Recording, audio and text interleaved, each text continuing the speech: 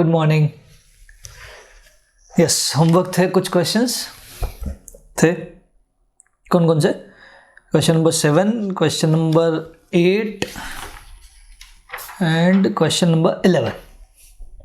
ये 6 भी था, तो क्वेश्चन नंबर 6, 7, 8 और 11 चलो चेक करें। ठीक है, बताओ क्वेश्चन नंबर 6 का आंसर। जो आपसे पूछा है यूएसडी अपॉन जेपीवाई का रेट बता रहा है। बिट आस्क को दोनों एक साथ ही बता दो। कितना 108.41 ऑब्लिक 108.56 यही आ रहा है। बस एक चीज ध्यान रखना है यार, इस क्वेश्चन में स्पेशली मैं यहां बोल रहा हूं कि इसको और ज़्यादा डिफाइन मत करना, मतलब ऐसे का ऐसे ही रहने देना। जैसे ये लिखा है ना यूएसडी अपॉन जेपीवाई, तो आप इसको एक्सप्लेन मत करना कि एक JPY is equal to USD इतना। दिख ऐसा ही रहा है बट ऐसा का ऐसा रहने दो। क्यों? क्योंकि क्वेश्चन गलत है यार। प्रैक्टिकली ऐसा है नहीं कि एक जेपीवाई में इतने डॉलर होंगे, एक येन में इतने डॉलर होंगे। समझ पा रहे हो? येन इंडिया से भी, इंडियन रुपी से भी वीक करेंसी है, तो फिर एक येन में इतने डॉलर आना तो पॉसिबल नहीं है। तो जैसा लिखा है ना वैसा आप तो लिख के आ जाओ बस। ज़्यादा आपको कोई कन्वर्जन नहीं करना, क्योंकि क्वेश्चन ने भी क्लियरली ऐसा नहीं बोला कि एक डॉलर में जेपीवाई, एक जेपीवाई में डॉलर। वो मैथमेटिकली दिख रहा है, तो जैसा दिख रहा है वैसा ही रहने दो। और गलत होने की कोशिश हम क्यों करें? श्योर है क्या? तो इसको ऐसे का ऐसा एग्जाम में लिख के आ जाना, एक्सप्लेन नहीं करना है। ठीक है, वैसे ही बताओ क्वेश्चन नंबर 7 का आंसर कितना है? कितना? 131.49 ऑब्लिक 131.66। ठीक है क्या? पॉइंट के बाद आप 4 डिजिट तक ले सकते हो। कब 4 डिजिट आएगा, कब 2 डिजिट आएगा, उसका भी एक रूल है, लेकिन बाद में आएगा वो। तो जब तक अगर क्वेश्चन क्लियर ना हो तो आप पॉइंट के बाद 4 डिजिट ले लो, चलेगा, कहीं कोई आपत्ति नहीं। तो अगर 4 डिजिट आपने लिए होंगे तो आंसर आया होगा 131.4955 और 131.6552 चलेगा। फिर था क्वेश्चन नंबर 11। 11 में 2 पार्ट थे। एक आपको बताना था कवर रेट और एक आपको बताना था profit and loss. Cover rate कितना आया?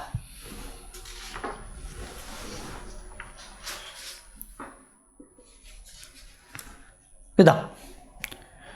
54.5165। बोले यहां 4 डिजिट क्यों लिया? जब कल हमने क्वेश्चन किया था तो 2 ही लिया था। एक्चुअली यहां क्वेश्चन की डिमांड ही है। और कल हमने 2 क्यों लिया था? क्योंकि क्वेश्चन ने जो प्रिंट करके दिया था ना, क्वेश्चन नंबर 9 देखो आप, a dealer sold 1 lakh Hong Kong dollar at the rate 6.37। इन्होंने 2 डिजिट ही दिया था। बोले 11 में भी ऐसा ही दिया, लेकिन 11 में स्पेसिफिकली बोला है कवर रेट जो है वो 4 डेसिमल में निकालना है आपको। मतलब यहाँ पे चॉइस नहीं है कि 2 डिजिट या 4 डिजिट, 4 डिजिट लेने ही पड़ेंगे। ध्यान रखना एग्जाम में, अगर एग्जामिनर कभी कोई डिमांड कर दे तो वो आपको फुलफिल करनी है। श्योर। फिर पी एंड एल निकाला होगा आपने।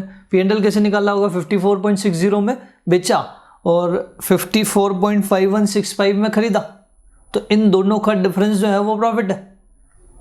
कितना आया? 0.0835 मल्टीप्लाई 1 मिलियन, मतलब 10 लाख कर दोगे, तो मल्टीप्लाई 10 लाख करोगे तो 83,500 का प्रॉफिट।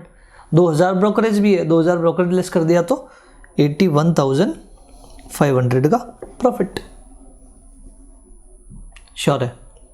तो ये आंसर अगर किसी का मैच नहीं है तो एक बार मैच कर लो, अगर कोई डाउट है तो पूछ लो।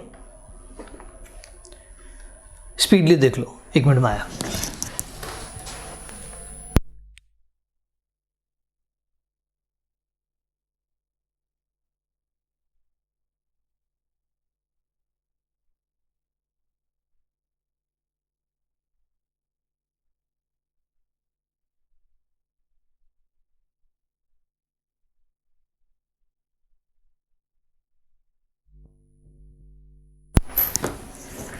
यस,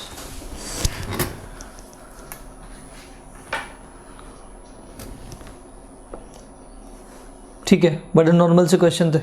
एक क्वेश्चन और था जिसको मैंने सबसे लास्ट में क्यों लिया, क्योंकि हो सकता है वो वाला क्वेश्चन मुझे बोर्ड पे करना पड़े।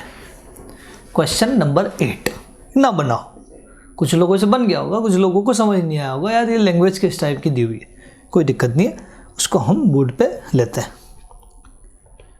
क्वेश्चन नंबर 8, ध्यान से देखना। On same date the DM spot rate was quoted at 0.40 in न्यूयॉर्क। ठीक है, तो ये एक डीएम की रेट है। DM is benchmark the currency of Germany, right, तो जर्मनी की करेंसी है डीएम। ठीक है, तो ये एक डीएम का रेट है कि एक डॉलर का रेट है? एक डीएम का $0.40 है, मतलब DM1 इज इक्वल टू $0.40। ठीक है, next. And the price of pound sterling was quoted at $1.8। ये एक किसकी, एक पाउंड की रेट है कि एक डॉलर की रेट है? तो डॉलर एक हो नहीं सकता, 1.8 है, तो ये पाउंड की रेट है। Pound 1 is equal to $1.80। अब देखो आप, what would you expect the price of pound to be in Germany? Germany में आप पाउंड की प्राइस क्या समझते हो? तो जर्मनी की करेंसी है डीएम, मतलब आपको डीएम निकालना है। श्योर, डीएम और पाउंड का रेट निकालना है जो अवेलेबल नहीं है। तो क्या डीएम पाउंड का रेट हम क्रॉस करेंसी रेट से निकाल सकते हैं? बस उसी का तो क्वेश्चन था। अब सवाल ये है कि एक यूनिट किसकी निकाले, एक यूनिट पाउंड की कि डीएम की? तो ध्यान से सुनना, मैं आपको एक अलग एग्जांपल लेता हूँ, फिर यहाँ पे लेता हूँ। What would you expect the price of dollar in India? क्या जवाब होता आपका? $1 में कितने रुपये? तो वैसे ही यहाँ पे ये पूछा है what would you expect the price of pound in Germany, मतलब पाउंड की price in terms of Germany currency. मतलब आपको निकालना है डीएम अपॉन पाउंड का रेट। श्योर, अब डीएम अपॉन पाउंड के लिए आप बना दो equation, DM upon pound is equal to DM upon dollar multiply dollar upon pound. देखो, $1 में DM, is it given in question? बोले नहीं गिवन है, तो 1 डिवाइड करना पड़ेगा, 1 डिवाइड बाय 0.40 मल्टीप्लाई एक पाउंड में कितने dollar, is it given in question? Yes, तो ये आ गया 1.8। कितना आया आंसर बताओ? It is coming 4.5। ये पहले पार्ट का आंसर हो गया। इस क्वेश्चन का अभी एक पार्ट और है, सेकेंड पार्ट। क्या पार्ट है ये?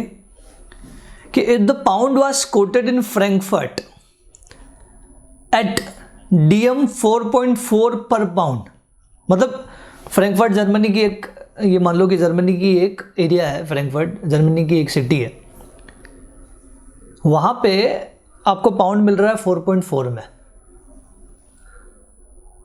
समझ पा रहे हो? और क्रॉस करेंसी जो आपने निकाला पाउंड, वो कितना आ रहा है? 4.5। तो क्या कोई सिचुएशन दिख रही है जैसे प्रॉफिट कमा सकते हो आप? बिल्कुल कमा सकते हैं। कैसे? कि फ्रैंकफर्ट से 4.4 में बाय करो और दूसरे एरिया में, मान लो जर्मनी के किसी और एरिया में जो क्रॉस करेंसी से 4.5 आ रहा है, तो दूसरे एरिया में बेच दो, अनदर सिटी में बेच दो। समझ पा रहे हो? मतलब for taking benefit we should buy pound from Frankfurt and sell it to another city of Germany, and we will gain 0.10 per pound। हम 0.10 पर पाउंड कमाएंगे, 4.5 और 4.4 का डिफरेंस। इसको अपनी लैंग्वेज में आप कुछ भी लिख सकते हो। श्योर है? क्या लिखेंगे हम? कि we should buy pound from Frankfurt at 4.4 and sell it to another city of Germany at 4.5. Therefore, we will make a profit of 0.10 per pound. Sure? तो ये हो गई कहानी आपकी क्वेश्चन नंबर 8 की। ठीक है क्या? चलो अब आते हैं हम किस पे, क्रॉस करेंसी आर्बिट्रेज। एक नया कंसेप्ट है हमारा, क्रॉस करेंसी आर्बिट्रेज।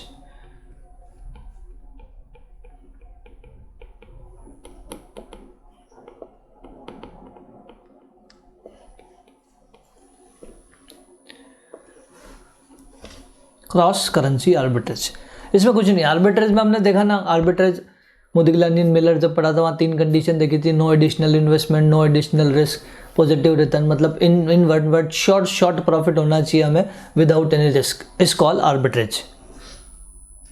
श्योर समझ पा रहे हो? तो अब यहाँ क्या कर रहे हो, ये करेंसी इतनी सारी दी हुई है, इससे कैसे आर्बिट्रेज पता लगेगा? कुछ भी नहीं करना आपको, कुछ करेंसी जो है वो अज्यूम करनी पड़ेगी कि आपके पास क्या है, whatever you want. 3 currency दी है उन्होंने, डॉलर दिया है, पाउंड दिया है, रुपी दिया है, आपको जो अज्यूम करना कर सकते हो। मैं एक अज्यूम बता रहा हूँ आपको, उसके बाद जैसा करना है क्वेश्चन वैसा कर लेना, राइट। तो क्योंकि एक अजम्पशन लेके तो हमें क्वेश्चन सोल्व करना ही पड़ेगा। तो आप ऐसा मत सोचना कि यही वाली अजम्पशन क्यों ली, दूसरी करेंसी क्यों नहीं ली। Let us assume that we have $1 lakh। अब 1 लाख ही क्यों माना, आपकी जो इच्छा हो वो मानो, 1000 मानो, 10,000 मानो, 1 लाख मानो, 100 मानो, 1 मानो, जो मानना है मान सकते हो। मैंने 1 लाख माना है, ठीक है क्या?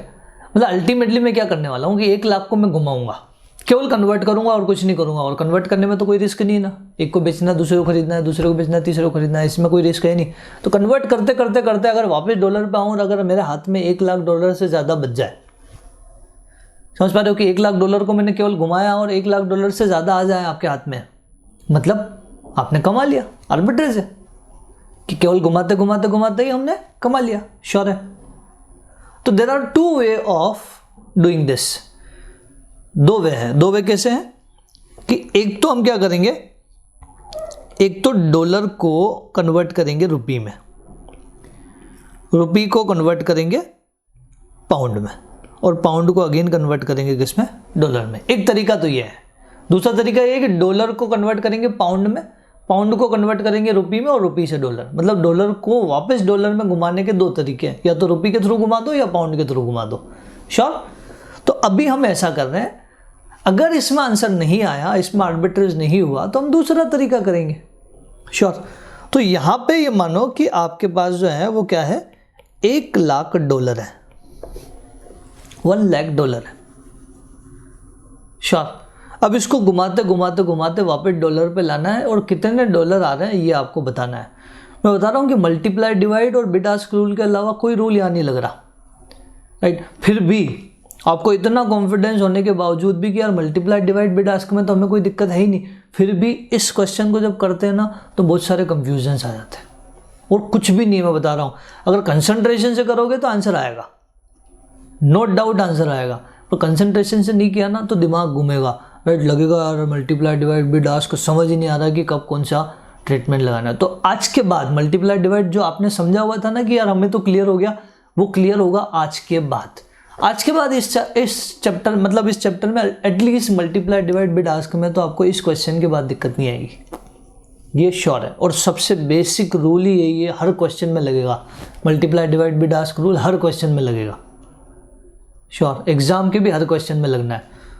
तो इसको आज पक्के से समझने की कोशिश करेंगे, पूरा का पूरा फ्रीज हो जाएगा ये कंसेप्ट। बस कंसंट्रेशन ज़रूर रखना, ठीक है। तो हो जाओ शुरू, 5 मिनट का टाइम है। डॉलर से रुपी, रुपी से पाउंड, पाउंड से फिर डॉलर कन्वर्ट करना है। डॉलर रुपी कन्वर्ट करो तो डॉलर रुपी का रेट ही देखना, रुपी पाउंड कन्वर्ट करो तो रुपी पाउंड का रेट ही देखना, ठीक है। हो जाओ शुरू, 5 मिनट।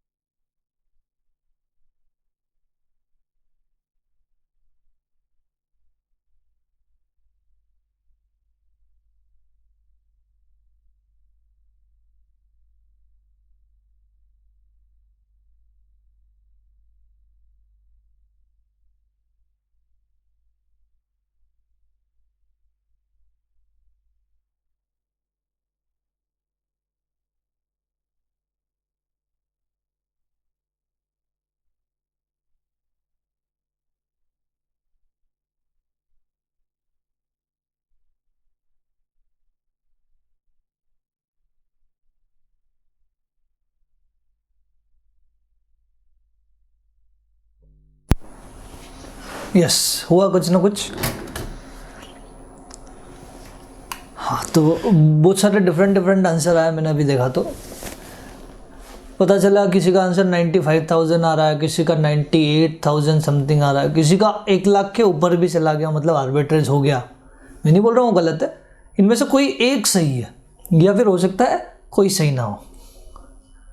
तो हम क्रॉस चेक करने की कोशिश करते हैं बस कि आपने जो किया है कैलकुलेशंस आपके पास है सही है या गलत, उसका फैसला हम अभी करेंगे।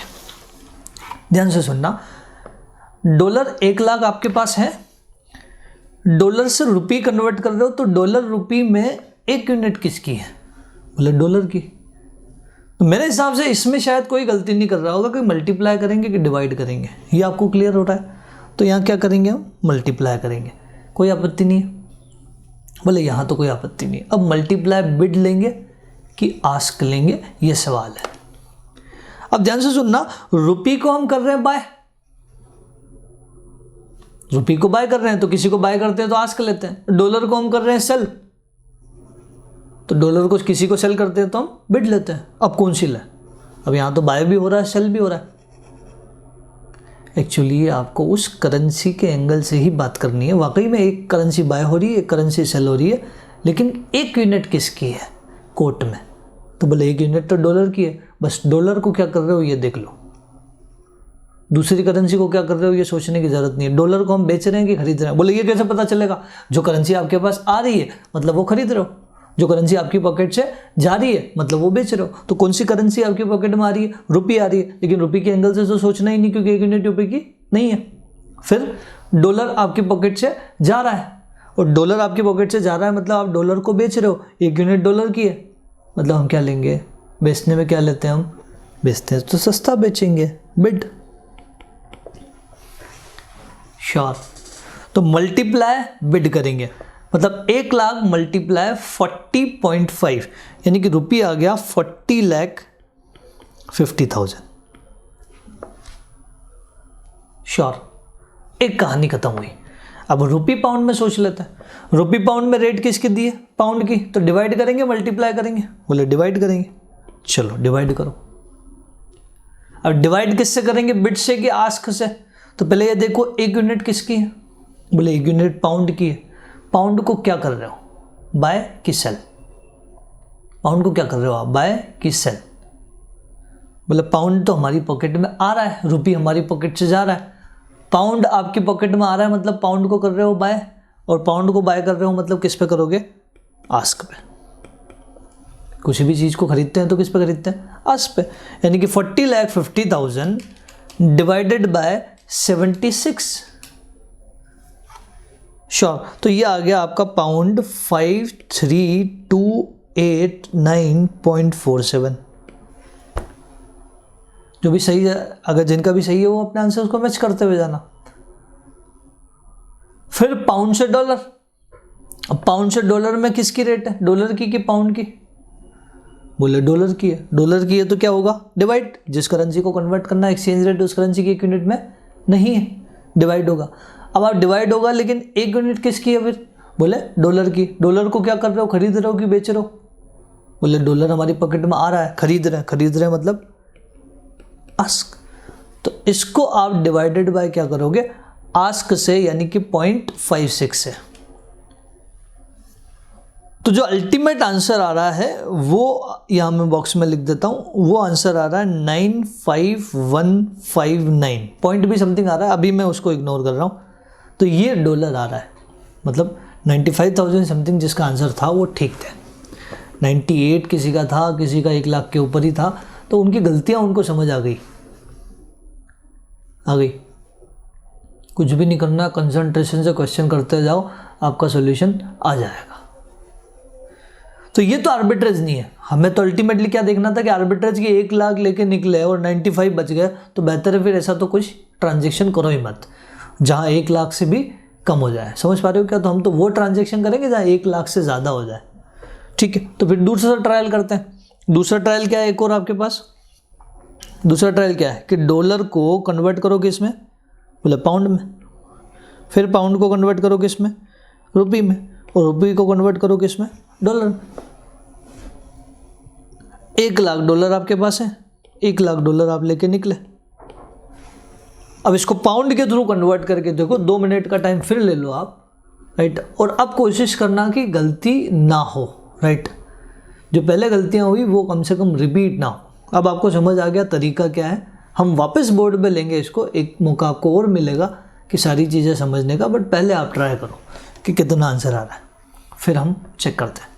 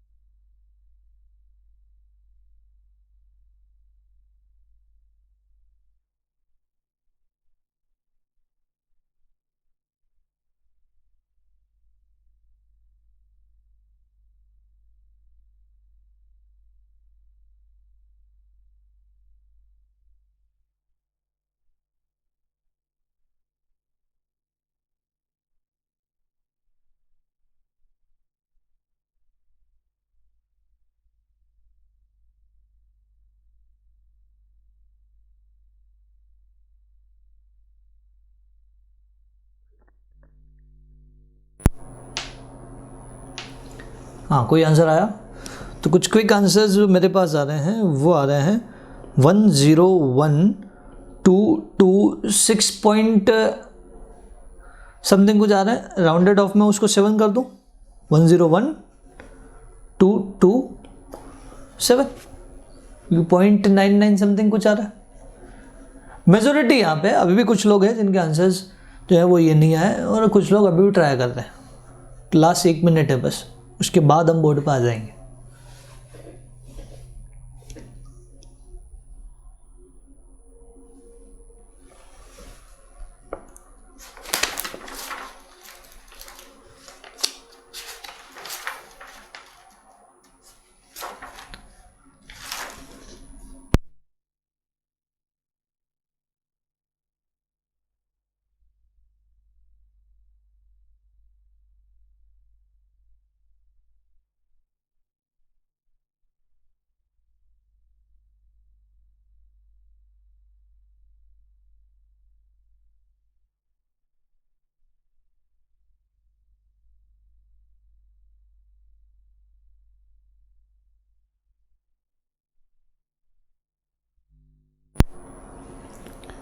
चलिए मैच करें, मेजोरिटी यहाँ पे है, चेक करते हैं कि वो सही है या नहीं। और जिनका आंसर नहीं आया टेंशन मत लो, एक मौका और है आपके पास, सारी चीज़ें अच्छे से समझना। डॉलर से पाउंड कन्वर्ट कर रहे हैं, तो डॉलर पाउंड की रेट के हिसाब से मल्टीप्लाई होगा, डिवाइड होगा। बोलो मल्टीप्लाई होगा। एक यूनिट किसकी है? डॉलर की। जिसकी एक यूनिट है उसको आप क्या कर रहे हो? बेच रहे हो कि खरीद रहे हो? जिसकी एक यूनिट है उसी के एंगल से बात करनी है आपको। पाउंड हम खरीद रहे हैं, माना। आपका डाउट क्या है कि पाउंड खरीद रहे हैं तो हमें आस्क लेना चाहिए, लेकिन एक यूनिट पाउंड की होनी भी तो चाहिए। समझ पा रहे हो? एक यूनिट किसकी है? डॉलर की। तो पाउंड खरीद रहे हैं तो पाउंड के एंगल से सोच ही नहीं सकते ना, क्योंकि एक यूनिट जिसकी है उसके एंगल से ही सोचना है। श्योर है क्या? श्योर। तो पाउंड डॉलर में एक यूनिट डॉलर की है। अब एक यूनिट डॉलर की है तो डॉलर को हम बेच रहे हैं कि खरीद रहे हैं? डॉलर के एंगल से ही बात करनी है, तो डॉलर को तो हम बेच रहे हैं। डॉलर को बेच रहे हो तो फिर क्या होगा? बिड। तो पॉइंट 5 से मल्टीप्लाई हो जाएगा तो ये आ जाएगा 55,000 पाउंड। श्योर। फिर पाउंड रुपी में जब जाएंगे तो एक यूनिट किसकी है, बोले पाउंड की, मल्टीप्लाई होगा। अब एक यूनिट जिसकी है उसको क्या कर रहे हो, बोले पाउंड की एक यूनिट, पाउंड को हम बेच रहे हैं तो फिर बिड, मतलब 55,000 मल्टीप्लाई 75, बताओ कितना आ रहा है, 41,25,000। ठीक है, लास्ट स्टेप देखते हैं, रुपी डॉलर के रेट में एक यूनिट किसकी है, रुपी डॉलर के रेट में एक यूनिट किसकी है, बोले डॉलर की, हम रुपी को कन्वर्ट कर रहे हैं, डिवाइड करेंगे। ठीक है, अब डिवाइडेड बाय में बिड लेंगे कि आस्क लेंगे, तो बोले एक यूनिट किसकी है, बोले डॉलर की, डॉलर को क्या कर रहे हो, डॉलर को क्या कर रहे हो, खरीद रहे हैं तो किस पे खरीदेंगे, आस्क पे, यानी कि 41,25,000 डिवाइडेड बाय 40.75, डिवाइडेड बाय 40.75, क्या ये वाला आंसर आ रहा है, 41,25,000 डिवाइडेड बाय 40.75, 101,226.99, जिसको हमने 7 कर दिया। बिल्कुल ठीक है, मतलब यहाँ आर्बिट्रेज अपॉर्चुनिटी है, लेकिन फ्लो जो है वो कौन सा होना चाहिए, फ्लो यही होना चाहिए, डॉलर से पाउंड, पाउंड से रुपी और रुपी से फिर डॉलर, तो जाके आर्बिट्रेज गेन हो रहा है। ठीक है, दूसरा डाउट ये है कि हमने डॉलर माना, अगर पाउंड मानते तो, पाउंड मानते तो कोई दिक्कत नहीं, आप जिस भी स्टेशन से चल रहे हो आप उस स्टेशन पे आके वापस रुक जाओ। अगर आप पाउंड से चल रहे हो तो रुपी के थ्रू घुमा के आप वापस, फ्लो यही रखना बस, समझ पा रहे हो कि पाउंड से रुपी, रुपी से डॉलर, डॉलर से पाउंड, नहीं हम तो रुपी से जाएंगे, बोले रुपी से चले जाओ, 1 लाख रुपी मान लो, रुपी से डॉलर, डॉलर से पाउंड, पाउंड से फिर रुपी, आप कुछ भी मानो, अगर आप पाउंड लेके चल रहे हो ना तो आपका आंसर आएगा लास्ट में 101,227 पाउंड। अगर आप 1 लाख रुपी लेके चलोगे ना तो आपका आंसर आएगा 101,227 रुपी। चेक कर लेना घर पे जाके, ये एक प्रैक्टिस भी हो जाएगी, क्रॉस चेक भी हो जाएगा, आंसर यही होगा। और पहले वाला जो फ्लो है ना, उस पहले वाले फ्लो में हर जगह कोई भी करेंसी मानोगे उस फ्लो में चलोगे तो 95,159 जो आंसर हमारा आया था वही आएगा। समझ पा रहे हो? बोले एग्जाम में क्या करना है, एक डाउट और जाता है कि एग्जाम में हम कौन सा लिखेंगे, पहला वाला दूसरा वाला, कि कैसे पता चलेगा एग्जाम में। एग्जाम में पता तो वाकई में नहीं लगेगा आपको, ये दोनों जो ट्रायल है वो करने पड़ेंगे रफ में। फिर रफ के बाद जिस ट्रायल में आर्बिट्रेज अपॉर्चुनिटी आ रही है, जैसे कि सेकंड ट्रायल में आर्बिट्रेज अपॉर्चुनिटी आ रही है, तो फिर सेकंड को वापस फेयर में लिखना है, मतलब आपको फेयर में वही चीज़ लिखनी है जिससे आर्बिट्रेज हो रहा है। ट्रायल आपको आर्बिट्रेज, जो ट्रायल आप कर रहे हो आर्बिट्रेज के लिए, वो ट्रायल लिखने की ज़रूरत नहीं है। बोले एग्जाम में प्रेजेंटेशन फिर भी कैसे देंगे, प्रेजेंटेशन कुछ नहीं देना, हम डॉलर से पाउंड कन्वर्ट कर रहे हैं ना, तो ऐसे स्टेप बाय स्टेप चलते हुए जाएंगे। पहली तो हमने अजम्पशन लिख दिया, अजम्पशन के बाद स्टेप नंबर 1 क्या, conversion of dollar into pound. ठीक है, फिर आप यहां 1 लाख डॉलर लिख लोगे, फिर मल्टीप्लाई लिख दोगे, multiply bid is equal to 55,000 pound आ गया। फिर सेम आप लिखोगे conversion of pound into rupees, फिर conversion of rupee into dollar. समझ पा रहे हो? तो स्टेप नंबर 1 2 3 में प्रेजेंटेशन खत्म हो जाएगा आपका। और 4th स्टेप में आप आर्बिट्रेज गेन लिख दोगे कि 1 लाख रुपए लेके निकले थे और लेके आए 1,01,227, मतलब 1,227 रुपए डॉलर पाउंड जो भी लेके आप चले उस तरह का गेन हो जाएगा। यहाँ इस क्वेश्चन में 1,227 डॉलर का गेन हो जाएगा। श्योर है?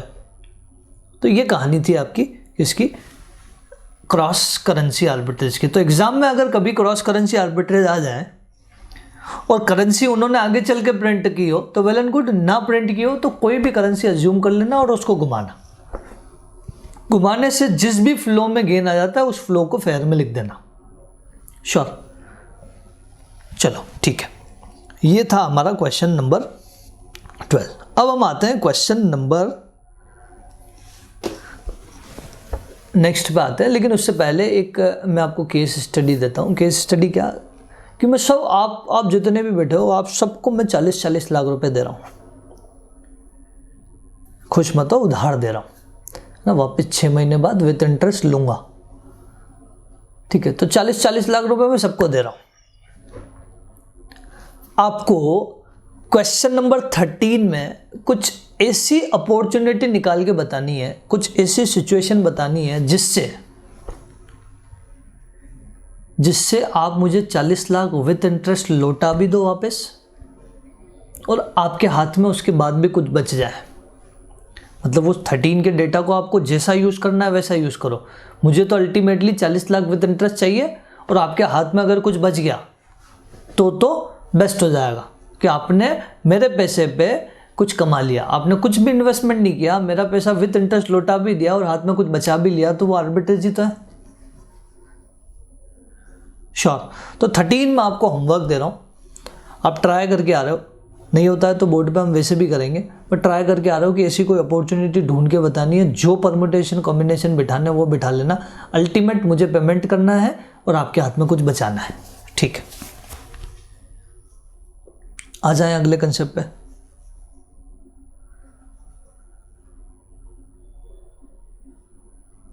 आ जाए, ठीक है। तो फिर नेक्स्ट कंसेप्ट पे हम आ रहे हैं।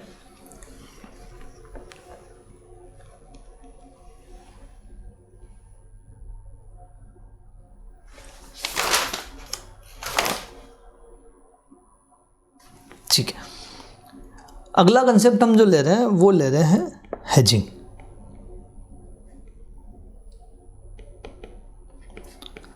अब सवाल ये है कि यार ये हेजिंग वर्ड क्या है, होता क्या है हेजिंग, है ना। एक हमने पढ़ा आर्बिट्रेज। बेसिकली 3 टाइप के वर्ड होते हैं मार्केट में, एक होता है आर्बिट्रेज, एक होता है हेजिंग और एक होता है स्पेकुलेशन। आज हम तीनों को आज समझने की कोशिश करते हैं और फिर वापस हम हेजिंग की तरफ आएंगे। आर्बिट्रेज तो हमने समझ लिया, आर्बिट्रेज का मतलब क्या है, short profit without any risk, arbitrage है। स्पेकुलेशन क्या, स्पेकुलेशन का मतलब ये है कि नाम से कुछ क्लियर हो रहा है, सट्टा है ना, सट्टा बाजार हो गया, ये समझ लो कि कुछ भी हो सकता है, कमा भी सकते हो, गवा भी सकते हो, ये स्पेकुलेशन है। हेजिंग मतलब क्या, हेजिंग मतलब ये है कि आपने आपकी रिस्क को ख़त्म कर दिया, फ्लक्चुएशन जो होता है उससे आपका जो नफ़ा नुकसान होता है उसको आपने ख़त्म कर दिया। अब उससे फ़ायदा भी हो सकता है, उससे नुकसान भी हो सकता है। हेजिंग डजंट मीन कि आपने आपका प्रॉफिट मैक्सिमाइज़ किया। कभी ऐसा आ जाए तो कमेंट पे आपको लिखना है कि हेजिंग डजंट मीन कि आपका प्रॉफिट जो है वो बड़ा है, हेजिंग डजंट मीन कि आपका लॉस जो है वो कम हुआ है। हेजिंग मीन्स ये कि प्रॉफिट या लॉस जो भी है वो फिक्स हो गया, अब इससे ज़्यादा नहीं होगा। समझ पा रहे हो, आपने आपकी पोजीशन जो है वो वहीं फ्रीज कर दी, रिस्क को जो है वहीं ख़त्म कर दिया। समझने की कोशिश करते हैं, ठीक है। मान लो आपने डॉलर 1 लाख खरीदे, 1 लाख डॉलर खरीदे आज की रेट पे, मान लो एट द रेट 72 पे, बेचे नहीं अभी तक, खरीद के रखे हैं, आप इंडिया वाले हो। तो बताओ ये सौदा क्या होगा, हेजिंग, स्पेकुलेशन, आर्बिट्रेज। इसको जज करने का सबसे बेस्ट तरीका बताता हूँ, हो सकता है कि आपको अभी जजमेंट ना आ रहा हो। अगर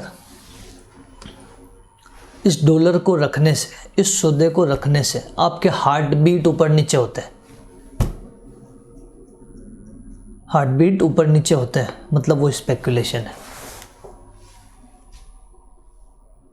समझ पा रहे हो।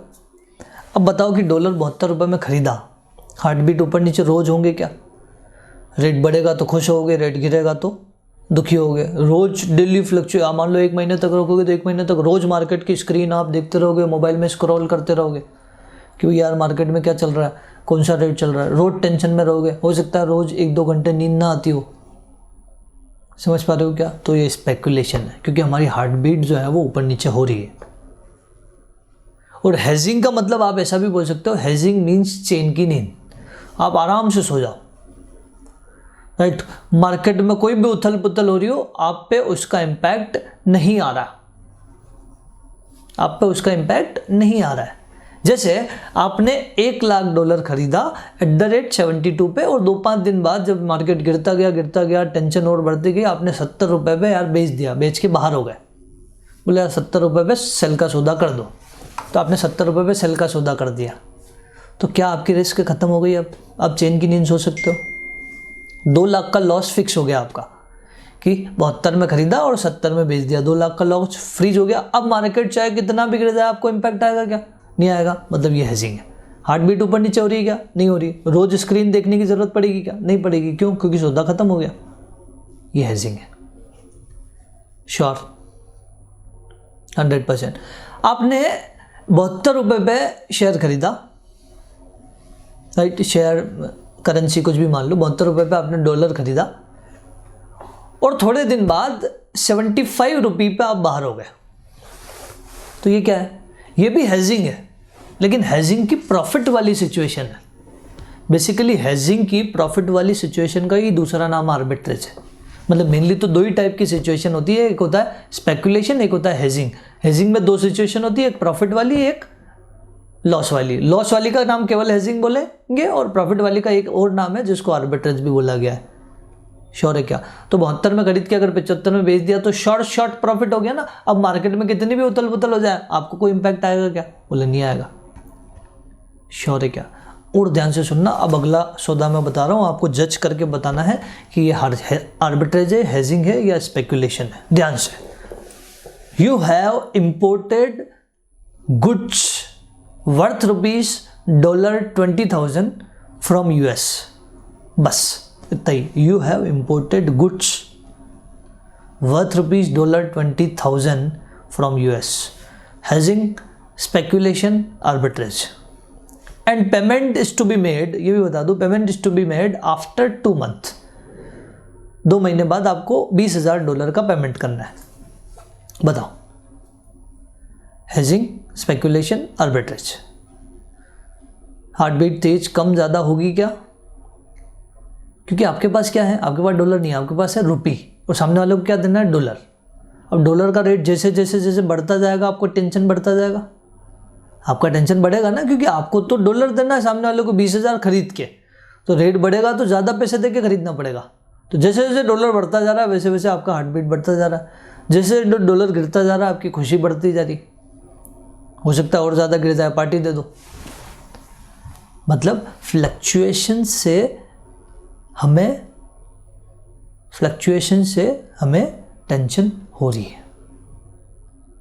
समझ पा रहे हो? फ्लक्चुएशन का इम्पैक्ट हमारे ऊपर आ रहा है, मतलब वो स्पेकुलेशन है। श्योर है क्या? तो इस स्पेकुलेशन से बचने के लिए कुछ किया जा सकता है क्या? कि 2 महीने बाद आपको डॉलर का पेमेंट करना है, 2 महीने बाद ही करना है। आज का ऑप्शन नहीं है कि आज खरीद के दे दो। आज आपके पास पैसा नहीं है, ऐसा समझो कि आज नहीं खरीद सकते, 2 महीने बाद ही देना है। अब इससे बचना है, तो इससे बचने के लिए कुछ कर सकते हो क्या? कल ही हमने देखा है, याद आ रहा है? कल ही हमने देखा long position, short position, forward के सौदे आज ही बुक कर लो। फॉरवर्ड के सौदे आज ही बुक कर लो। आपको क्या करना है? अभी खरीदना है ना, लॉन्ग पोजीशन ले लो 2 महीने बाद की, एट द रेट जो भी है, मतलब जितने में मिल रहा है, मान लो एट द रेट 73। आपको फायदे नुकसान की नहीं सोचनी है, आपको तो आपके हार्ट बीट कम करनी है ना, आपको चेन की नींद सोना है ना। तो अभी ये मत सोचो कि यार कितने में पड़ रहा है। मैं केवल बात कर रहा हूँ रिस्क को खत्म करने की, तो की तो जा सकती है ना। अगर आप फॉरवर्ड सौदा कर लेते हो तो आप लॉन्ग पोजीशन ले लो, long position at the rate 73। तो आपका रेट तो फिक्स हो गया ना। मार्केट 75, 77, 78, 80, 81 कितना भी पहुंच जाए, आपको तो 73 में मिलेगा ना डॉलर, क्योंकि आप पहले से बुकिंग करा के आए हो। मतलब ये हेजिंग हो गया। समझ पा रहे हो? अब ध्यान से सुनना कि इंपोर्ट एक्सपोर्ट ट्रांजैक्शन में अगर आपने एक्सपोर्ट किया है तो वहाँ से डॉलर आएगा तो भी टेंशन है कि रेट गिर गया तो नुकसान हो सकता है। तो आप क्या करते हो? पहले से शॉर्ट पोजीशन लेके रख लेते हो कि डॉलर आएगा तो उसको बेचने का सौदा पहले ही कर लो, ताकि रेट फिक्स हो जाए तो हमको पता चले कि हमारे हाथ में कितने रुपए आ रहे हैं। तो इंपोर्ट एक्सपोर्ट कोई भी ट्रांजैक्शन कर रहे हो ना, तो हेजिंग बिना फॉरवर्ड पॉसिबल है क्या? देखो आप ध्यान से, आप या तो इंपोर्ट ट्रांजैक्शन कर रहे हो या एक्सपोर्ट ट्रांजैक्शन कर रहे हो, क्या बिना फॉरवर्ड कॉन्ट्रैक्ट लिए हेजिंग हो रही है क्या? बोले नहीं हो रही यार, बिना फॉरवर्ड लिए हेजिंग कहाँ हो रही? फॉरवर्ड कॉन्ट्रैक्ट लेना पड़ रहा है हमें अगर कुछ टाइम बाद पेमेंट करना है। श्योर, समझ आ रही है क्या बात? मतलब एक कंक्लूजन हम यहाँ से निकाल के आए कि हेजिंग का वन ऑफ द टूल जो होता है वो होता है फॉरवर्ड कॉन्ट्रैक्ट। और हमने देखा भी कि फॉरवर्ड का इंट्रोडक्शन ही किस लिए हुआ? हेजिंग के लिए। थोड़ा और डिटेल में समझ आ रही है, डीप में समझ आ रही है कि हाँ यार हेजिंग तो हो रही है यार, रिस्क तो ख़त्म हो रही है, हमारी टेंशन ख़त्म हो रही है, चेन की नींद हम सो पा रहे हैं। श्योर। तो one of the tool of hedging is forward contract और मोस्ट पॉपुलर टूल है। बोलो और भी है क्या? हाँ, बाद में आएंगे, ऑप्शन आएगा, अभी हमने ऑप्शन समझा नहीं है, राइट। एक और टूल आएगा मनी मार्केट एज, वो हमने समझा नहीं है, बट मेजोरिटी लोग जो यूज़ करते हैं वो फॉरवर्ड कॉन्ट्रैक्ट करते हैं। सबसे आसान है, सबसे ज़्यादा समझ आने वाला तरीका है, कॉम्प्लिकेटेड ज़्यादा नहीं है, ट्रांजेक्शन भी केवल एक करना रहता है, राइट। तो most popular tool to hedge is forward contract. या तो लॉन्ग पोजीशन या शॉर्ट पोजीशन, चाहिए खरीदना है तो लॉन्ग पोजीशन ले लो, बेचना है तो शॉर्ट पोजीशन ले लो। श्योर, ठीक है। तो अब हेजिंग का हम एक क्वेश्चन करने की कोशिश करते हैं, उसके साथ ही पूरा वापस से समझेंगे। जो अभी हमने कंक्लूजन निकाला वो वापस वहां देखेंगे। क्वेश्चन नंबर 18, क्वेश्चन नंबर 18 को पढ़ो एक बार जरा।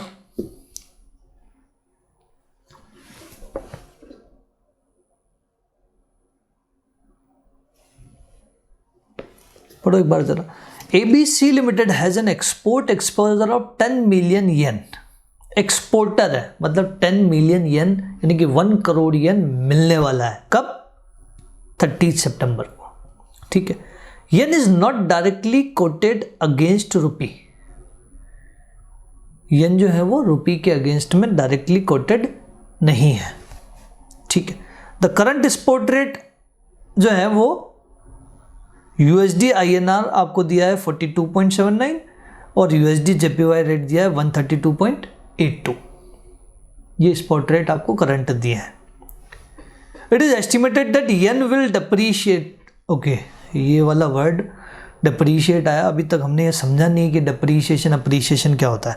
तो क्वेश्चन नंबर 18 से पहले हम ये समझ लेते हैं कि डेप्रीशिएशन अप्रीशिएशन क्या होता है, ताकि आपको थोड़ा और अच्छे से समझ आएगी क्वेश्चन। यार आप मुझे बताओ, एक एग्जांपल लेते हैं और उस कंसेप्ट को समझने की कोशिश करते हैं कि $1 is equal to rupee, $1 is equal to rupee आपको दिया है 70, राइट। और ये बढ़ते बढ़ते बढ़ते बढ़ते 75 हो जाए, बढ़ते बढ़ते बढ़ते 78 हो जाए, तो क्या टेंशन है यार? ये तो अच्छी बात है। रुपी पहले 70 था, आज रुपी 78 हो गया। क्यों मीडिया गवर्नमेंट के पीछे पड़ जाती है यार, बोले 78 हो गया रेट? ये तो अच्छी बात है ना, रुपी की वैल्यू जो है वो बढ़ रही है। बताओ कि $1 इज इक्वल टू 70 रुपी, कल को $1 इज इक्वल टू 78 रुपी, रुपी की वैल्यू गिरी थोड़ी, बढ़ी ना? नहीं। पहले क्या हो रहा था कि ये एक कागज का टुकड़ा, ऐसा समझो आप, $1 एक कागज का टुकड़ा था। इस कागज के टुकड़े को खरीदने के लिए हमें 70 रुपये देने पड़ते थे। आज उसी कागज के टुकड़े को खरीदने के लिए हमें 78 रुपये देने पड़ रहे हैं। वो अभी भी सेम है, वही कागज का टुकड़ा है, लेकिन उसकी वैल्यू कहीं ना कहीं बढ़ गई। मतलब हमें उसको खरीदने के लिए हमारी करेंसी ज़्यादा पे करनी पड़ी, मतलब हमारी करेंसी की वैल्यू जो है वो कम हो गई। श्योर, टेक्निकल वर्ड में बात करूं तो डॉलर जो है वो एप्रीशिएट हो गया और रुपी जो है वो डेप्रीशिएट हो गया। Getting my point? 100%। श्योर। तो समटाइम्स अगर मैं आपको कभी ऐसी लैंग्वेज दूं कि $1 इज इक्वल टू ₹70, राइट, और ऐसा लिखूं कि रुपी इज अप्रीशिएट बाय 10%, तो नया रेट क्या होगा? रुपी 10% से अप्रीशिएट हो गया, रुपए की वैल्यू 10% से बढ़ गई, तो नया रेट क्या होगा?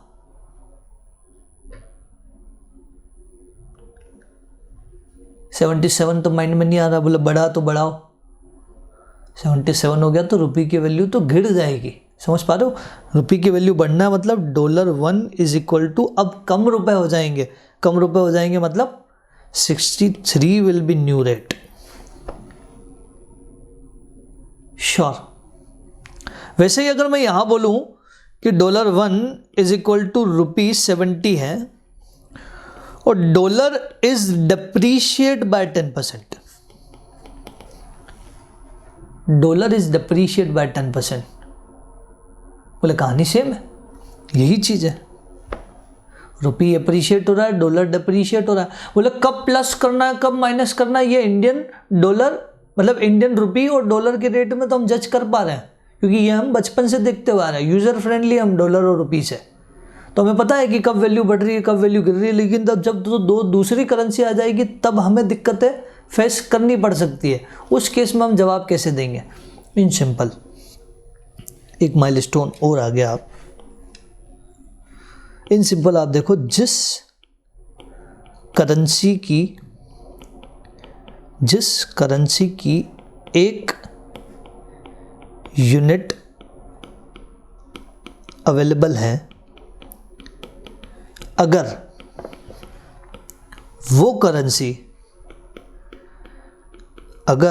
करेंसी अप्रिशिएट होती है तो प्लस कर दो, डिप्रिशिएट होती है तो माइनस कर दो। मतलब जिस करेंसी की एक यूनिट है उसके एंगल से सोच लो आप, वो अप्रिशिएट हो रही प्लस कर दो, डिप्रिशिएट हो रही माइनस कर दो। जैसे फर्स्ट वाले एग्जांपल में अगर बात करें तो rupee is appreciate by 10%, but एक यूनिट किसकी है? डॉलर की, तो रुपी के एंगल से बात ही नहीं होगी। तो रुपी अगर अप्रिशिएट हो रहा है तो डॉलर क्या हो रहा होगा? बोले डिप्रिशिएट, डॉलर डिप्रिशिएट हो रहा है मतलब माइनस कर दो। श्योर। यहां पे क्या आ रहा है? डॉलर इज डिप्रिशिएट बाय 10%, मतलब जिस करेंसी पे अप्रिशिएशन डिप्रिशिएशन हो रहा है, क्या एक यूनिट उसकी है? बोले बिल्कुल है। कुछ मत सोचो, डिप्रिशिएट हो रहा है माइनस कर दो।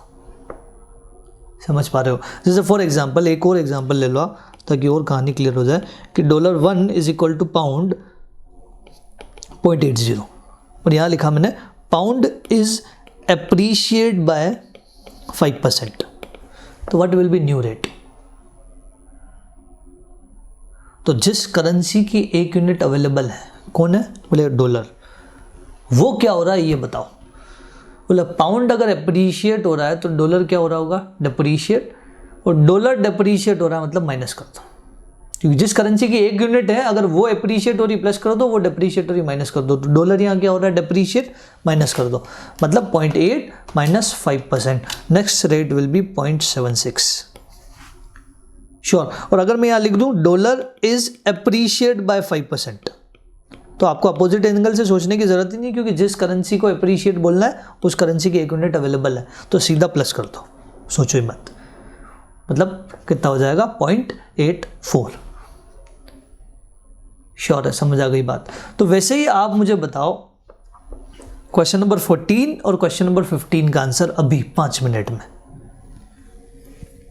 क्वेश्चन नंबर 14 और क्वेश्चन नंबर 15 2 मिनट में ही सोल्व हो जाएगा, 5 मिनट की भी ज़रूरत नहीं है। और ये कंसेप्ट नोट डाउन करना है, स्पेशली ये माइलस्टोन, तो ये ज़रूर नोट डाउन कर दो। बाकी सब एग्जाम्पल तो बड़े नॉर्मल है।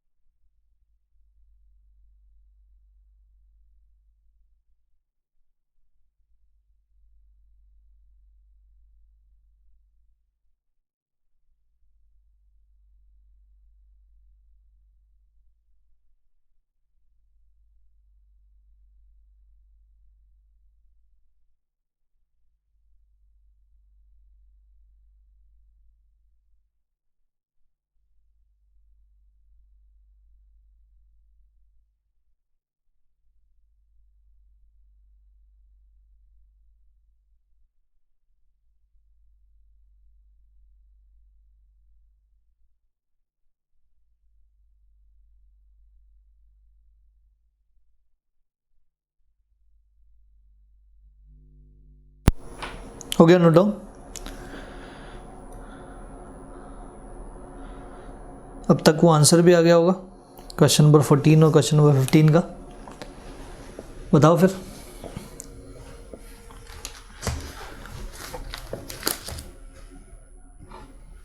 फोर्टीन का आंसर 63, 15 का आंसर 18 या 22? डॉलर एप्रिशिएट हो रहा है लेकिन एक यूनिट किसकी है? डॉलर डेप्रीशिएट हो रहा है 10% से, लेकिन एक यूनिट किसकी? एफएफ की। तो एफएफ क्या हो रहा होगा? एप्रिशिएट हो रहा है, तो हम क्या करेंगे? प्लस मतलब 22। श्योर? तो एप्रिसिएशन डेप्रीशिएशन समझ आ गया। Back to question number 18। वापिस आ जाते हैं हम क्वेश्चन नंबर 18 की तरफ। यस, कहाँ थे हम?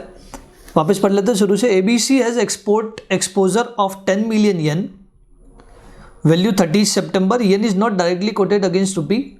येन और रुपी का रेट अवेलेबल नहीं है, लेकिन इन्होंने क्रॉस करेंसी रेट से निकालने का स्कोप दिया है। ये यूएसई नहीं है, यूएसडी है, तो उसको यूएसडी कर देना। USD INR is equal to 42.79 और यूएसडी जेपीवाई 132.82। आपको इसको देख के क्या लग रहा है कि ये 1 रुपए में डॉलर है कि 1 डॉलर में रुपी है? 1 रुपए में डॉलर दिए हैं कि 1 डॉलर में रुपी है? बेसिकली दिख तो ऐसा रहा है कि 1 रुपए में डॉलर है, और बाद वाले कोड में ऐसा दिख रहा है यूएसडी अपॉन जेपीवाई, मतलब अपॉन में जेपीवाई है तो 1 येन में डॉलर है।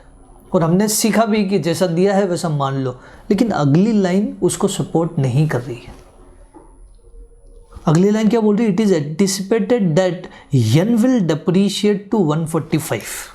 देखो आप ध्यान से सुनना, USD upon JPY is equal to 132.82 दिया है इन्होंने, और आप बोल रहे हो कि इसको क्या मान ले? येन 1 इज इक्वल टू 132.82, क्योंकि दिख तो यही रहा है।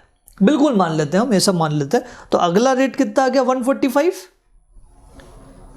अगला रेट 145 इन्होंने दिया है, तो फिर येन डेप्रीशिएट का हुआ, येन तो एप्रीशिएट हो गया कि 132 से अगर ये बढ़ गया 1 यूनिट जिसका है, तो वो तो एप्रीशिएट हो गया ना। बल्कि क्वेश्चन क्या बोल रहा है? येन विल डेप्रीशिएट टू 145। मतलब कहीं ना कहीं ये रेट कुछ ऐसा रहा है कि डॉलर 1 इज इक्वल टू येन 132.82। तब जाके ये जब होगा 145 तो समझ आएगा कि हाँ डॉलर एप्रीशिएट हुआ, येन यहाँ डेप्रीशिएट हो रहा है। अगली लाइन फिर पढ़ लो आप कि rupee to depreciate against dollar by 44 by 1 year. आप ध्यान से सुनो कि अगर आप बोलते हो, वैसा लिखता हूँ कि rupee 1 is equal to dollar, rupee 1 is equal to dollar कितना? 42.79। अगर ऐसा होता तो 44 होने पे रुपी डेप्रीशिएट कैसे होता? 44 होने पर तो रुपी अप्रीशिएट हो जाता। बल्कि क्वेश्चन क्या बोल रहा है? डेप्रीशिएट। तो ये डेप्रीशिएट मतलब ये कहीं ना कहीं ये भी अपोजिट रहा होगा कि dollar 1 equal to rupee 42.79। Sure? समझ आ रही है बात? तो वैसे तो हम कन्वर्ट नहीं करते, बट अगली लाइन के कारण हमने फिर ये कन्वर्ट करने की सोच ली। ऐसा समझ लो कि हमने, हमारी मजबूरी हो गई कि अब कन्वर्ट करना पड़ेगा, नहीं तो अगली लाइन उसको सपोर्ट नहीं कर रही। श्योर है क्या? मतलब जो एक्चुअल कोट है ना, वो कोट क्या है? अल्टीमेट एक्चुअल कोट जो है वो है dollar 1 is equal to rupee 42.79 और फिर यहाँ पे डॉलर 1 इज इक्वल टू येन 132.82। कौन सा रेट है ये? बोले स्पॉट का। तो इस क्वेश्चन के 3 स्टेप हमें करने पड़ेंगे। हमें पहला स्टेप जो है ना वो तो कि यार रुपी और येन का रेट नहीं है ना, तो पहले वो निकालो। समझ पा रहे हो? तो यहाँ पे फर्स्ट स्टेप मैं लिख रहा हूँ, step number 1 calculation of cross currency rate. और आपको स्पॉट ये दिया है, आपको निकालना है क्या है? Cross currency rate. तो क्रॉस करेंसी रेट हम कैसे निकालेंगे? फॉर्मूला लिखना पड़ेगा, yen upon rupee is equal to yen upon dollar multiply dollar upon रुपी।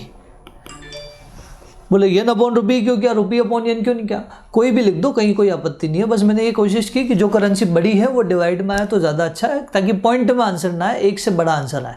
आप भी कोशिश यही करना है कि जब भी एग्जामिनर क्लियर ना हो कि एक यूनिट किसकी निकालनी है, तो आप उस करेंसी की एक यूनिट निकाल के आना जो बड़ी है।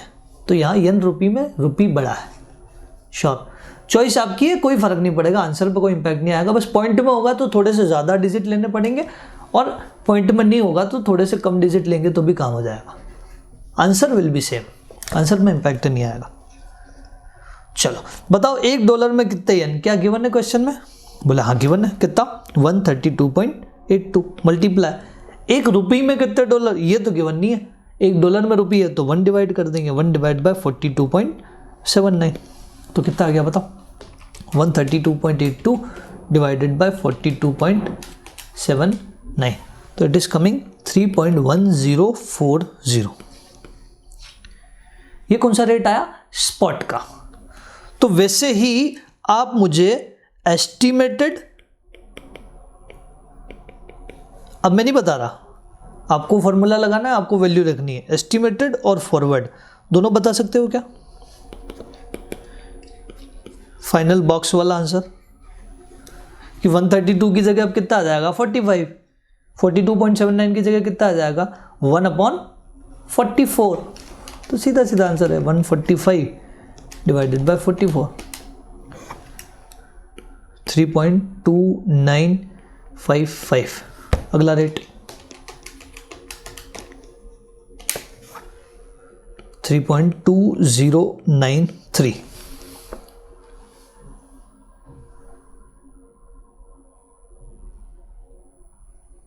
आ रहा है? ये रेट आ गए क्या? तो ये स्टेप नंबर 1 हुआ। अब स्टेप नंबर 2 में हम क्या करेंगे? धीरे धीरे आप कनेक्शन की तरफ पहुंच जाओगे, यार ये कर क्यों रहे हैं, क्यों निकाल रहे हैं। अभी थोड़ी देर बाद समझ आ जाएगा, टेंशन मत लो। हमने रेट निकाल लिया, रुपी येन का रेट नहीं था वो निकाल लिया, तीनों रेट निकाल लिया जितने अवेलेबल थे। आज का रेट निकाल लिया, स्पॉट का, फॉरवर्ड निकाल लिया, एस्टिमेटेड निकाल लिया। बोले ठीक है, अब अगली बात करते हैं, स्टेप नंबर 2। स्टेप नंबर 2 पे हम करेंगे कैलकुलेशन ऑफ रिसीवेबल।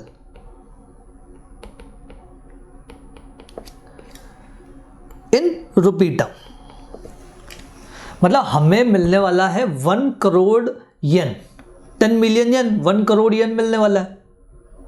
तो उसको रुपी टर्म में स्पॉट में कन्वर्ट करें तो कितना आएगा, फॉरवर्ड में कन्वर्ट करें तो कितना आएगा, एस्टिमेटेड में कन्वर्ट करें तो कितना आएगा, ये निकाल सकते हैं क्या? तो सबसे पहले मैं बात कर रहा हूँ स्पॉट की। तो स्पॉट में 1 मिलियन को कन्वर्ट करोगे तो कितना होगा? 10 मिलियन को 1 करोड़ येन, डॉलर नहीं, डिवाइड होगा, मल्टीप्लाई होगा। तो एक यूनिट किसकी निकाली हमने?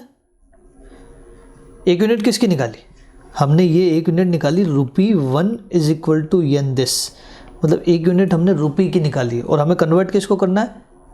येन को, मतलब डिवाइड होगा तो डिवाइडेड बाय कितना? 3.1040, डिवाइड बाय 3.1040। तो ये बताओ कितना रेट आया, कितना आंसर आ गया?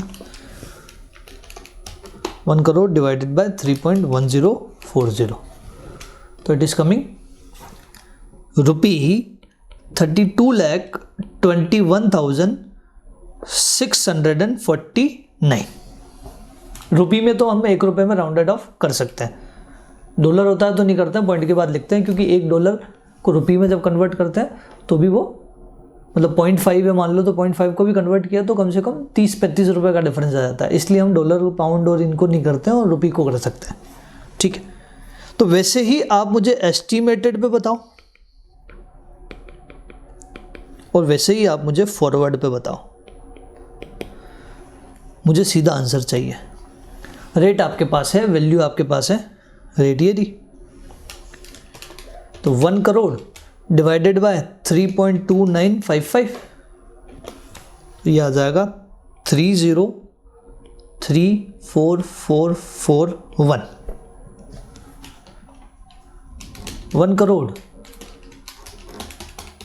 डिवाइडेड बाय 3.2093, तो ये आ जाएगा 3115944।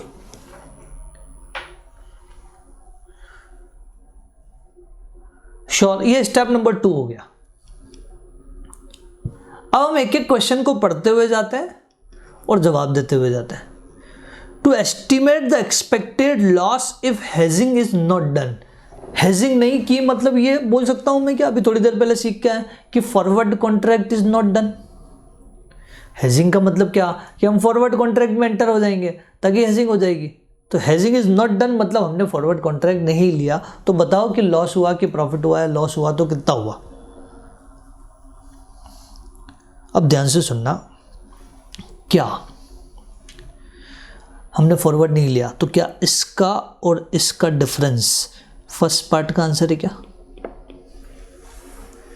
अगर फॉरवर्ड नहीं लिया तो स्पॉट कि आज मिलता, वैसे हालांकि मिल नहीं रहा है, आज मिलता तो 32 लाख मिलता, लेकिन कल को मिल रहा है तो कितना मिल रहा है 30,34,000, मतलब नुकसान हो गया। कभी भी कंपैरिजन करेंगे प्रॉफिट लॉस का तो स्पॉट से ही करेंगे कि काश आज मिल जाता तो इतना मिलता। श्योर, तो जब भी प्रॉफिट एंड लॉस का नुकसान हम करते हैं स्पॉट से ही करते हैं।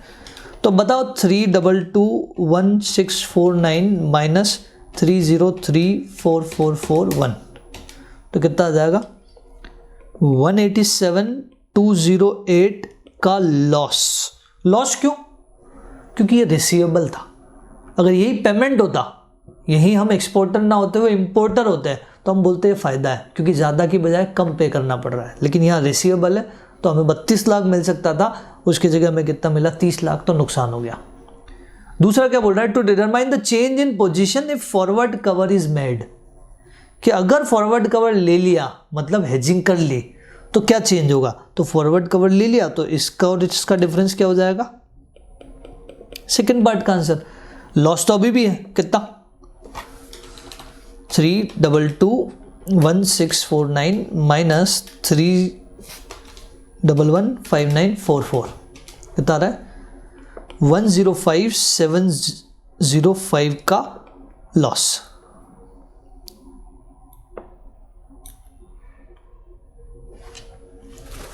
लेकिन क्वेश्चन ने ये नहीं पूछा है, क्वेश्चन ने ये पूछा है कि फॉरवर्ड कवर की वजह से चेंज क्या हुआ। तो ये लॉस है ना, फिर भी हम बोलेंगे प्रॉफिट है। क्यों? क्योंकि हमारा लॉस 187,208 का हो रहा था, फॉरवर्ड की वजह से वो लॉस कम हो गया, तो हम बोलेंगे यहाँ पे सेविंग ड्यू टू फॉरवर्ड हो गया। फॉरवर्ड की वजह से फ़ायदा हो गया, saving due to forward is equal to इन दोनों का डिफरेंस 187,208 और 105,705 का डिफरेंस। तो ये आ जाएगा 81,503 का सेविंग हो जाएगा ड्यू टू फॉरवर्ड कवर। ये मैंने साइड में लिखा है केवल समझाने के लिए। एग्जाम में आपको ये दोनों पार्ट अलग अलग लिखने हैं। कैसे लिखोगे कि पहले पार्ट का आंसर लिखोगे the difference of spot and estimated is loss due to not hedging, right, loss if hedging is not done. और फिर दूसरा पार्ट जब आप लिखोगे तो वहां लिखोगे difference of spot and forward is loss due to hedging. फिर आप लिखोगे the comparison of first and second we are able to save ₹81,503 due to hedging, due to forward cover. समझ पा रहे हो? तो ये केवल मैंने समझाने के लिए साइड में लिखा है। एग्जाम में आप ऐसा चार्ट बना के ऐसा मत करना, step number 1, step number 2, step number 3 ऐसे करके आंसर देना, प्रेजेंटेशन वैसा होगा। श्योर है क्या? श्योर, ये कहानी क्लियर है यहाँ तक की? चलो आगे और समझने की कोशिश करते हैं, बट उससे पहले मैं एक और एग्जांपल लेता हूँ, उसके बाद आगे जाते हैं। ध्यान से सुनना बस वो एग्जांपल। मान लो आपको $1,00,000 का जो पेमेंट है वो करना है, या रिसीवेबल ही मान लो ताकि इससे मैच हो जाए। मान लो $1,00,000 मिलने वाले हैं 3 महीने बाद। आज जो डॉलर का रेट चल रहा है वो चल रहा है 72, ठीक है। आप उम्मीद जो कर रहे हो डॉलर के रेट की वो कर रहे हो 70, मतलब गिर जाएगा। आज मिलेगा तो कितने मिल जाएंगे? 72 लाख। लेकिन कल को मिलेंगे तो कितने मिलेंगे बिना हेजिंग के? एस्टिमेटेड है 70 लाख, राइट। और फॉरवर्ड जो आपको अवेलेबल है ना, वो फॉरवर्ड अवेलेबल है मान लो 71.5, नुकसान तो उस पर भी है, लेकिन वहाँ नुकसान केवल कितना है 50,000 का, कि 72 आ जाए, 71.5 फॉरवर्ड मिल रहा है, तो बेहतर है कि फॉरवर्ड में हम डॉलर को बेच देंगे, तो 50,000 का ही नुकसान होगा, बिना फॉरवर्ड के 2 लाख का नुकसान दिख रहा है।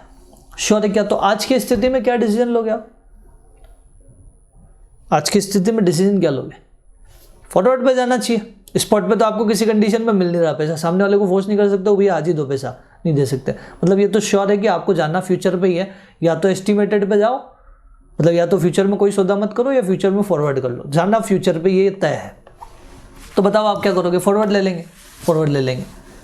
अब आप मुझे ध्यान से बताना कि जैसे जैसे जैसे ड्यू डेट करीब आती गई, आपका जो रेट है वो बढ़ता गया। वो रेट क्लोज हुआ जिस दिन ड्यू डेट थी, जब आपको 71.5 का सौदा मैच्योर होने वाला था, उस दिन रेट मार्केट में थी 75। क्या बोलोगे आप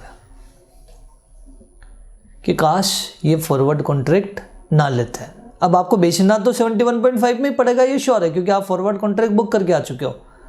तो आप पछताओगे कि काश ये फॉरवर्ड कॉन्ट्रैक्ट नहीं लेते तो ठीक रहता, मतलब forward cover was not justified, आपके हिसाब से वो जस्टिफाइड नहीं था, आपने जो डिसीजन लिया वो गलत हो गया। मान लो वो रेट हो गई 65, तो आप क्या बोलोगे? अच्छा रहा कि हमने फॉरवर्ड कवर ले लिया, नहीं तो काफ़ी नुकसान हो जाता। मतलब फ्यूचर डेट पे जब एक्चुअल ड्यू डेट आएगी, एक्चुअल ड्यू डेट पे आके केवल आप इतना ही जजमेंट ले सकते हो कि जो हमने पास्ट में डिसीजन लिया वो गलत था कि सही था, चेंज तो नहीं कर सकते उसको। समझ पा रहे हो क्या? वी कांट चेंज, कि हमने एक बार फॉरवर्ड कॉन्ट्रैक्ट ले लिया तो ले लिया, अब वो फॉरवर्ड कॉन्ट्रैक्ट जो लिया वो जस्टिफाइड था कि नॉट जस्टिफाइड था, बस इतना सोच सकते हैं, कर कुछ नहीं सकते हैं। तो वैसे ही आपने यहाँ फॉरवर्ड कवर ले लिया, श्योर, क्योंकि फॉरवर्ड कवर की वजह से फायदा दिख रहा है आपको। फिर तीसरी सिचुएशन में एक्चुअल ड्यू डेट की प्राइस इन्होंने दी है और पूछा है कि फॉरवर्ड कवर जो आपने लिया वो जस्टिफाइड था कि नहीं था, वैसा ही जैसा हमने एग्जांपल में देखा। तो आप क्या करोगे? पहले तो क्रॉस करेंसी रेट निकालोगे, क्रॉस करेंसी रेट से रिसीवेबल निकालोगे, रियलाइजेशन निकालोगे, उस रियलाइजेशन को कंपेयर करोगे किससे? फॉरवर्ड से। उस रियलाइजेशन को फॉरवर्ड से कंपेयर करोगे और डिसीजन लोगे कि फॉरवर्ड हमने जो लिया वो जस्टिफाइड था कि नहीं था। 1 मिनट का टाइम मैं आपको दे रहा हूँ, उसके बाद मैं बोर्ड पे दिखा रहा हूँ ये थर्ड वाला क्वेश्चन।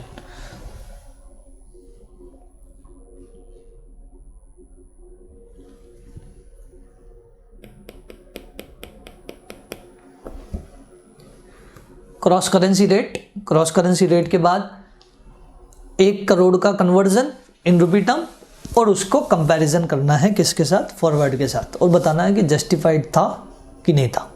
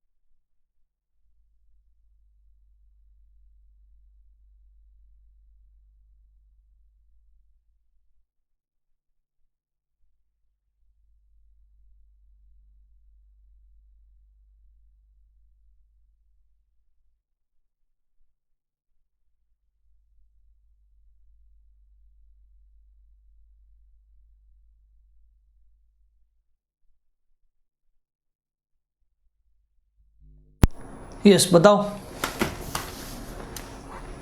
आपने जब कन्वर्ट किया उसको, रियलाइजेशन निकाला, तो कुछ 30 लाख समथिंग आ रहा है क्या?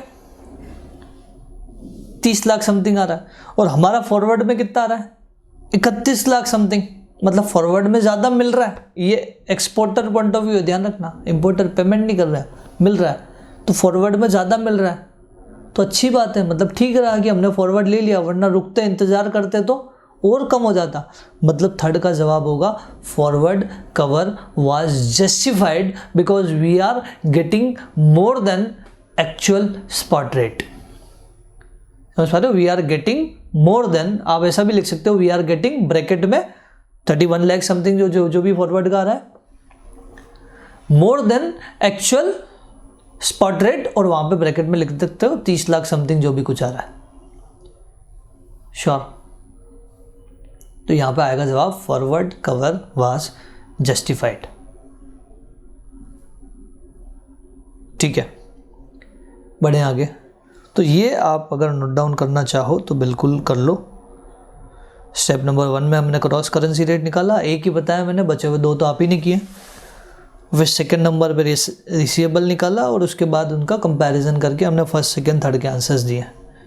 तो नोट डाउन कर लो, फिर हम नए कंसेप्ट की तरफ मूव कर रहे हैं।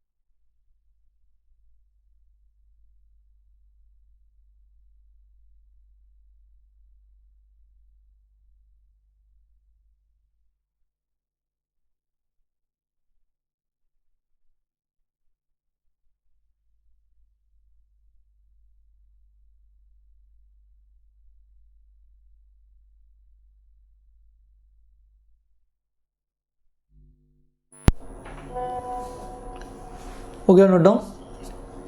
बढ़े आगे। ठीक है, तो फिर एक क्वेश्चन आपके लिए होमवर्क है, वो है क्वेश्चन नंबर 20। कुछ ऐसा ही जैसा ये हमने 18 किया है। 20, 19 नहीं है अभी, 20 है। ठीक है, अब हम आते हैं कुछ नए कंसेप्ट की तरफ।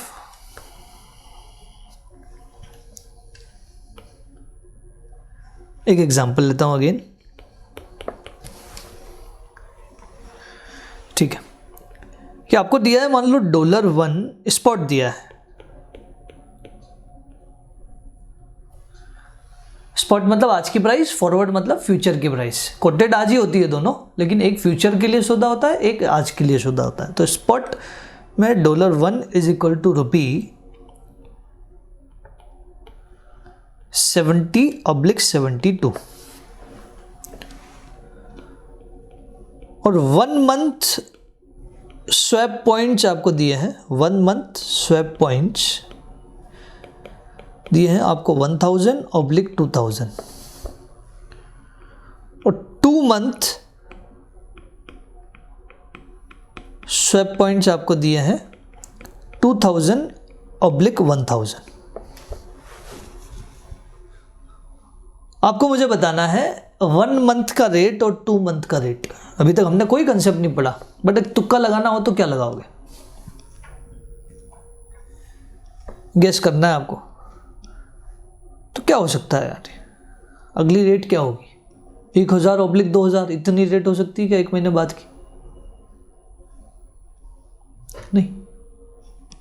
2000/1000, ये भी पॉसिबल नहीं है। ऊपर से बिड आस्क से बड़ा, ये तो रूल ही खत्म हो रहा है। क्या फिर?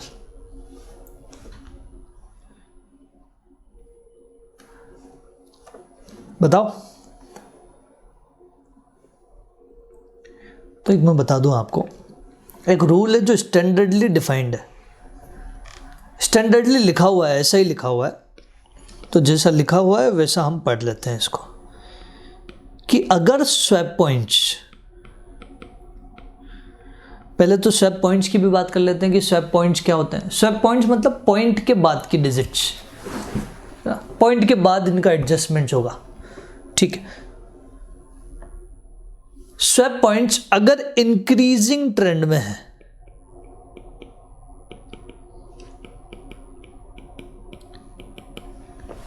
इंक्रीजिंग ट्रेंड मतलब ये 1000 2000 बढ़ रहा है ना, इंक्रीजिंग ट्रेंड है, तो इन स्वैप पॉइंट को हम करेंगे ऐड। डिफाइंड है, ये क्लियरली लिखा हुआ है, रूल बुक में लिखा हुआ है, ऐसा समझो। इनका प्रेजेंटेशन का बस एक तरीका है। अगर ये डिक्रीजिंग ट्रेंड में है तो इनको करेंगे हम लेस, मतलब ये डिक्रीजिंग ट्रेंड 2000 1000, तो इनको हम कर देंगे लेस। श्योर। अब समझने की कोशिश करते हैं कि 1 मंथ वाला रेट क्या होगा और 2 मंथ वाला रेट क्या होगा। ये पॉइंट में जोड़ना है, मतलब आप 70.1000, जिसको आप 70.1 भी बोल सकते हो क्योंकि पॉइंट के बाद 000 की कोई वैल्यू नहीं होती है, बट ठीक है, फिर भी लिखना चाहो तो 70.1000 ऑब्लिक 72.20000, मतलब हमने 70 में ये जोड़ दिया, 72 में ये जोड़ दिया, राइट। बिड में बिड जोड़ दिया, आस्क में आस्क जोड़ दिया। श्योर है क्या? तो 1 मंथ का जो रेट आया वो 1 मंथ का रेट क्या आ गया? 1 मंथ का रेट आ गया 70.1000/72.2000। तो 2 मंथ का रेट क्या होगा? स्वैप पॉइंट डिक्रीजिंग ट्रेंड में है, डिक्रीजिंग ट्रेंड में तो लेस करेंगे, तो 70 में से लेस करना है, 70 में से लेस करना है और पॉइंट के बाद, तो 70 में से 0.2000 लेस करना है, तो क्या बन जाएगा? 69.8000 ऑब्लिक 71.9000। समझ पा रहे हो? 72 में से हम लेस कर देंगे 0.1, तो 71.90 आ जाएगा। श्योर है क्या? समझ पा रहे हो? अब माइंड में एक और चीज आ जाए आपके कि ये 2 मंथ वाला एडजस्टमेंट 1 मंथ वाले में करो ना, मतलब इसमें लेस करो ना, क्यों स्पॉट में कर रहे हो? तो बेसिकली जो ये है, ये 1 मंथ और 2 month from spot he count हो रहा है। आज से 1 मंथ वाला स्वैप पॉइंट ये और आज से 2 मंथ वाला स्वैप पॉइंट ये, मतलब दोनों आज से ही काउंट हो रहा है। समझ पा रहे हो? तो इसलिए वो कोशिश भी मत करना। यहाँ पे मैं और लिख लेता हूँ, ये ऐड और लेस जो एडजस्टमेंट होंगे वो ऑन स्पॉट प्राइस होंगे, ऑन स्पॉट होंगे, ये ध्यान रखना। मतलब सारे स्वैप पॉइंट के एडजस्टमेंट ऑन स्पॉट होंगे। श्योर। तो ये कंसेप्ट आप लिख लो। ये एक और माइलस्टोन आया कि स्वैप पॉइंट्स अगर हो, स्वैप पॉइंट्स मतलब पॉइंट के बाद के डिजिट्स, तो अगर ये इंक्रीजिंग ट्रेंड में लिखे हुए हो तो ऐड करेंगे, डिक्रीजिंग ट्रेंड में लिखे हो तो लेस करेंगे। श्योर। तो ये लिख लो। इसके बाद में एक एग्जांपल अभी इसी का और लेने वाला हूँ, इसमें एक कंसेप्ट और बाकी है, पहले ये लिख लो।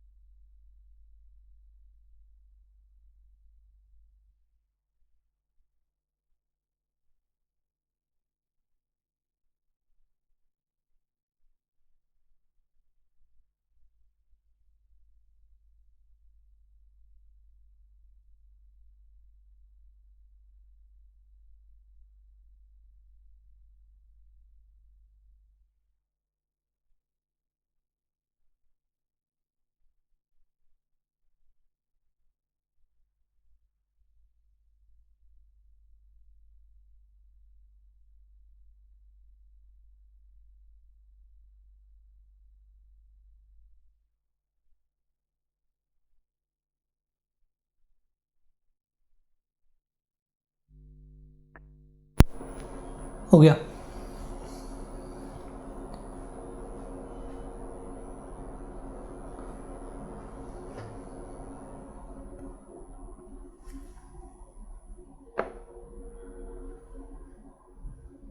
बढ़े आगे। ठीक है, फिर अगले एग्जाम्पल की तरफ मूव कर रहे हैं हम।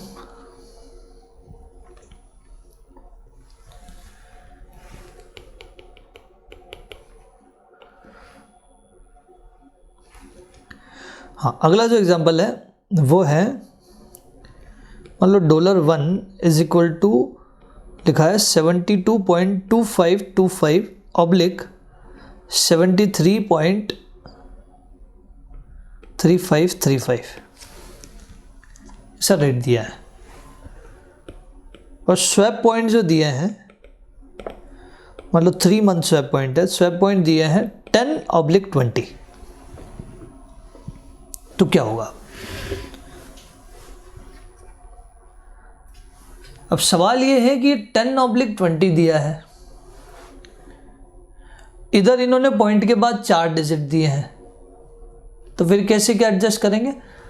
तो swap points will be counted as last digits. अगर 2 डिजिट दिए तो लास्ट 2 डिजिट, 3 डिजिट दिए तो लास्ट 3 डिजिट, 4 डिजिट दिए तो लास्ट 4 डिजिट।